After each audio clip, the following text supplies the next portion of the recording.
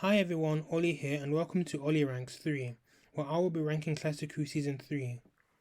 Doing these reviews took me longer than I thought it would be due to my university work and coming home from university because of the coronavirus, and I left a lot of my things behind, including my Doctor Who DVDs, but the show must go on. Season 3, William Hartnell's final full season, it was great. Despite the behind the scenes drama and the changing producers and companions, but it was still good, but I obviously feel that season 1 was the best Hartnell season in my opinion. So I'll be ranking the stories from my least favourite to my favourite story of season 3. If you're not familiar with how Olly Ranks works, for first time viewers. To start off, in 10th place is Galaxy 4. I really didn't like the story because the plot dragged for me and it was rather boring. The pacing was rather poor and I felt that the writing was lazy. Considering the fact that Stephen got most of Barbara's lines, and I felt as if I was watching a completely different Stephen compared to the Stephen we see in future stories and the Stephen we saw in the Time Meddler at that point. The Dravins as well were alright, as well as Margaret, the head of the Dravins, but as I mentioned in my review, I felt that Margaret did not think of a plan properly. She was basically going to kill the Rose and leave in their spaceship, leaving the Doctor, Vicky, and Stephen to die on the planet when it's destroyed, even though they didn't really know how they even got on board this planet. And I think the Dravins discovered the TARDIS towards the end. But yeah, I don't think the villains were written as well. I think they sort of lacked common sense. I don't know what the writer was trying to get at here, but I think the writing was a bit poor. But however, I did like the don't judge a book by its cover message of this story, as obviously the Dravins were like all these pretty women, and obviously the Rose, we couldn't really see them at first until episode 3. We saw what they looked like, and when they were this hideous, we only saw their heads. And obviously they were quite nice, and the Dravins, they were quite menacing. So yeah, that's my least favorite story of season 3. In 9th place is Mission to the Unknown. I actually enjoyed the story, but what brings the stories down was the fact there was only one part. The first few minutes kind of drag, but obviously it does pick up towards the end when the Daleks kill Mark Corey, and then he leaves the recording for the Doctor to find in Master Plan. And obviously how it was obviously placed between Galaxy 4 and the Myth Makers, but obviously it was quite good, and it was a prequel to the Daleks Master Plan. It was a very good build up to it. It would have been even better if it was a part of Master Plan, so it wouldn't be so awkward having to wait for 5 weeks to see what's going on with that story. But as I mentioned in my review, I'm a huge fan of the recreation that was made by the University of Central Lancashire, and it was done so perfectly I was actually very surprised. Andrew Ireland, who directed the recreation, actually commented on my review and saying that he's glad I enjoyed the recreation. I was quite surprised that someone like that who actually watches my reviews and liked that I actually liked the recreation, but I do recommend watching the recreation if that's your thing. It was really good, it was very well done, the acting was brilliant, and obviously was looked over by Peter Purvis, the guy that played Mark Corey, the man that voiced the Nicholas Briggs, who voices the Daleks and the other creatures in the new series. But yeah, it's still very enjoyable. I definitely recommend it. In 8th place is The Mythmakers. Also enjoyable, quite good. Good script was alright. Main cast was alright.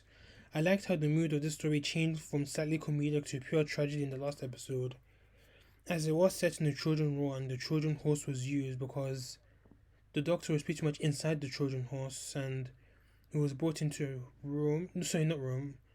He was brought into Troy, and then obviously the Greeks attacked them.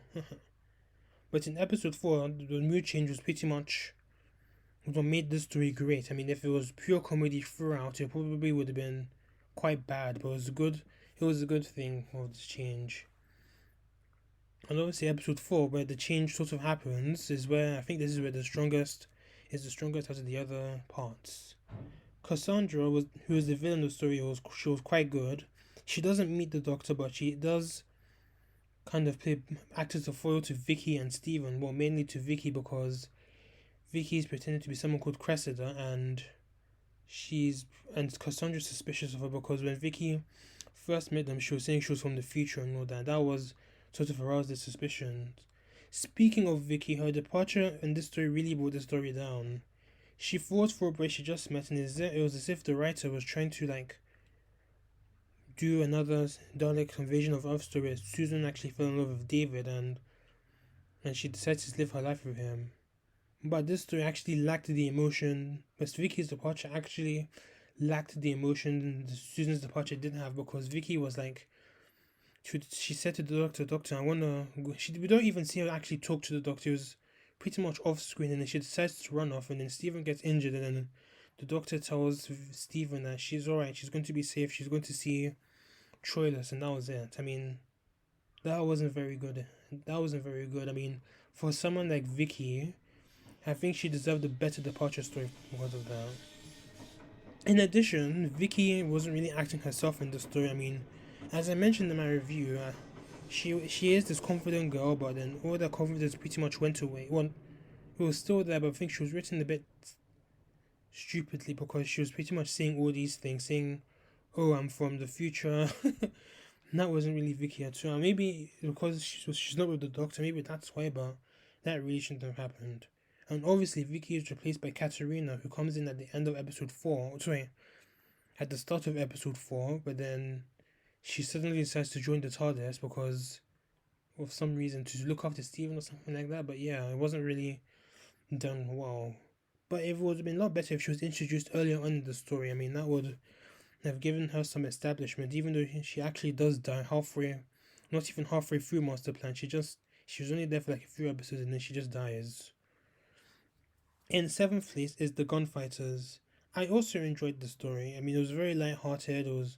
Had that Wild West feel to it because it was set in the Wild West, and it was actually much needed after how the Doctor and Stephen pretty much went through up to this story. It was quite comedic, quite entertaining to watch. The acting wasn't bad. The main cast were good, as well as the supporting cast. They all had their establishing moments, like Johnny Domingo killing Charlie the barman. Although it did drag a bit, there were some inaccuracies, but it's an underrated story and a very good romp, and I'd recommend it for anyone who's interested in Wild West and stuff like that. So in 6th place is The Massacre.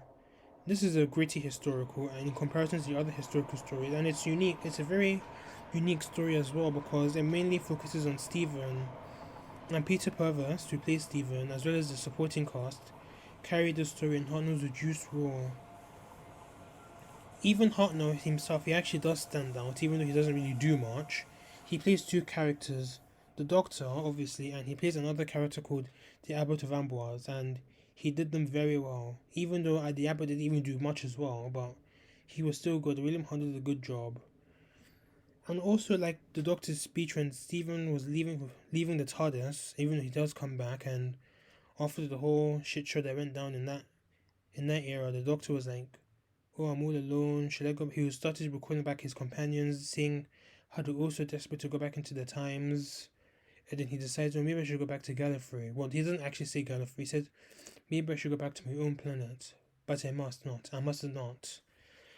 And then suddenly Dodo runs in, and that's when Stephen comes back as well, and the Doctor actually does take off, not knowing Dodo was on board, and then that's where the adventure actually starts. It was a very funny scene after that. Now Dodo suddenly rushes into the TARDIS, and then she's in the background, and then Stephen comes in telling them that the police are coming, and takes off with Dodo on board. That was a very funny scene. The acting was good, even once again, the Doctor doesn't meet the main villain. There were quite a few villains in that story. I mentioned in my review. We can watch that.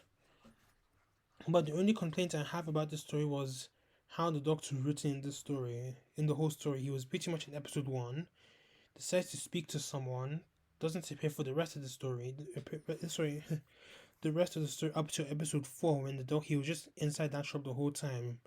But it does kind of make sense, because Stephen thought that the Doctor was dressed up as the Abbot, but it was a bit anticlimactic, to be honest. In 5th place is The Savages. Very well acted, well directed. I liked how grim and dark this story was. The plot of the Elders draining the life force of the Savages was an interesting concept, and how the Elders managed to drain the Doctor's life force. Although if it wasn't for episode 4 dragging this story down, the Savages would have actually been higher on this list. This is also Stephen's departure, as he's chosen to be the leader over the elders and the savages. And as I mentioned in that review, this departure really suited Stephen, and luckily the scenes actually exist, and obviously you can see how well acted that was in the reconstruction or surviving clips on YouTube or Dailymotion. In fourth place is the Celestial Toymaker. This story was very creative and very innovative for Doctor Who. Peter Purvis and Jackie Lane did a good job carrying this episode, whilst Hartnell was absent for most of the story. The plot of children's games turned deadly in order to get get back to the TARDIS safely before the Doctor reaches a certain score in the trilogy game he was playing with the Toymaker was very good. The Toymaker himself is a very good villain. It's a shame he didn't return to Doctor Who after this story, even though he was supposed to have come back in the original season 23. But the Celestial Toymaker had very good sets. Well, even though from episode 4 you can see, which actually exists, you can see like the sets that were used and some of the promotion images. They used like toys and they put like markings on the floor. That was actually very good, and it was very. I wish the story was appreciated more, even though it's missing. But hopefully it does get found one day, and then we can see how amazing the story was. The script was good as well, despite there was a racial slur in there, but it was back in those times it was accepted. So yeah, I'm not the same as good, but yeah. In third place is The War Machines, a very different story compared to other Hartnell stories, as it takes place in contemporary Earth, compared to past stories that are set in the historical times and stories set in the future or other planets. The war machines themselves are very menacing and very scary, especially with the way they were killing people. And Wotan, the big bad of the story, was very menacing and creepy as well. Especially the way with Wotan was brainwashing people, especially Dodo. The acting was very good in this story. The main cast was good. Well, William Hartnell was good. We also are introduced to Belle and Polly, who are the companions for the following season. They were quite good as well. They had a good intro, good depth, good interesting side to the characters. And they did quite well. Ben did quite well to help the Doctor while Polly was being brainwashed by Watson, and she was hoping to fix the war machines. But even though before she was brainwashed, she had a good introduction. She was this caring girl. She went up to Ben and to see if he was alright because he was down in the pub. Well, he was a bit upset in the Inferno Club. But yeah, but Dodo's departure, this is actually her final story, was very badly handled. The War Machines is the last full story for William Hartnell and the last full story up until Tomb of the Cybermen up the way to 1967. So every story after that is either entirely missing or partially surviving, so it is quite important really. And so it's a very good story, I definitely recommend that. In second place is The Ark, a criminally underrated story from the Hartnell era. I really like how basically the story is split into two. The first half being the whole plague storyline and caused by Dodo's cold, and the second half was basically the humans being enslaved by the monoids. The acting was very good here, very good set, very good direction. The main cast were brilliant. The monoids are good villains, but I can't really say about their designs to be honest. I mean, they're wearing this oversized Beatles wig and they were wearing bodysuits with just one eye on top. They did look a bit silly though, but yeah, but they were good villains though. This is also Dodo's first story, and she actually shines here. And I actually thought she was going to be very annoying, but in actual fact, she was very good. I liked her. I mean, and I actually liked Dodo the companion. It's a shame she had to leave like that in the War Machines, but she was well written here, and I kind of like the small chemistry she had with William Hartnell from that point. From that point, then there was a scene where they were holding hands during the whole trial thing. That was quite touching. And in first place, Dalek's Master Plan. It's a huge shame this story is mostly missing because it's very interesting and a huge game changer for Doctor Who. It's 12 parts long, but it managed to hold me throughout. It was very dramatic, and it had its fair share of shocking moments, such as Katerina's death early in the story being one of them, and Sarah Kingdom, Katerina's temporary replacement, dying towards the end of the story. The Daleks were at their best here, and they were written very well. Marvick Chen, the other villain, was good too. He was played by Kevin Stoney, and Stoney portrayed him very well. and I think it was a good decision to bring Stoney back to play Tobias Vaughan in the Invasion.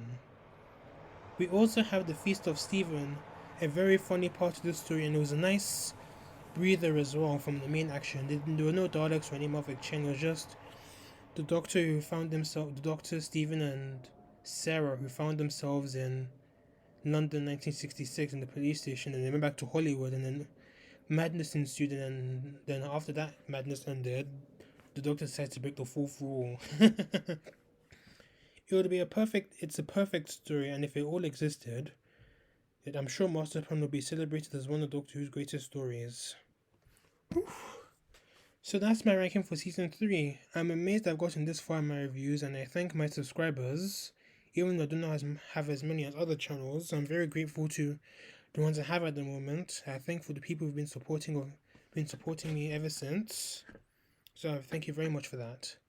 My next review will be The Smugglers, and my next ranking video, I'll think of something. If not, I'll be ranking season 4, so stay tuned for those, guys.